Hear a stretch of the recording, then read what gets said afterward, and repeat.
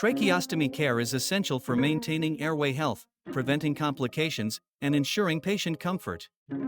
Effective tracheostomy care involves several critical components, including suctioning, humidification, skin care, tube changes, and eventually, decannulation. Let's go through each aspect in detail. Suctioning is performed to clear secretions and maintain a patent airway. It should be done using sterile technique to prevent infection and only as needed, depending on the patient's respiratory status and secretion buildup. The suction catheter is inserted gently into the tracheostomy tube, and suction is applied as it is withdrawn. Continuous monitoring of oxygen saturation and the patient's response is essential during suctioning to avoid hypoxia and trauma to the tracheal mucosa. Humidification is crucial, especially in patients with a fresh tracheostomy, as the bypassing of the upper airway can lead to dry secretions and airway obstruction. Methods include using heated humidifiers, nebulizers, or placing a humidified tracheostomy collar over the tube. Humidification helps to prevent mucus plugs and keeps the tracheal mucosa moist, making it easier for patients to breathe and clear secretions. The skin around the tracheostomy site requires careful attention to avoid infections, pressure sores, and skin breakdown. Regular cleaning with saline and gentle wiping around the stoma area is recommended. It's important to check for redness, swelling, or discharge, which may indicate infection.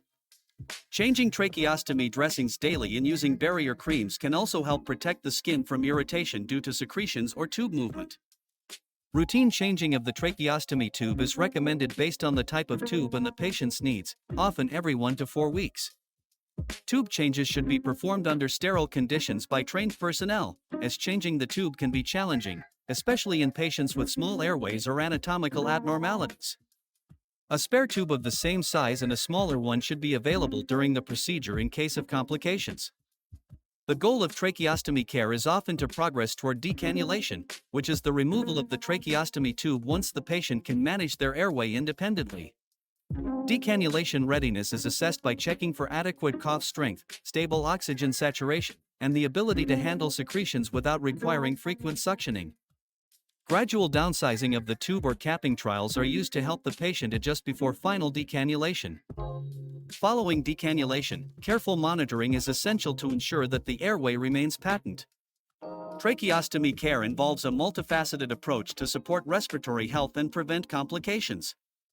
Mastery of suctioning, humidification, skin care, and tube management is essential for clinicians working with tracheostomy patients. For further clinical insights and hands-on demonstrations, check out Dr. Sunil Kumar Sharma's ENT surgery lectures on YouTube. Don't forget to subscribe to stay updated with his expert guidance on tracheostomy and more ENT topics.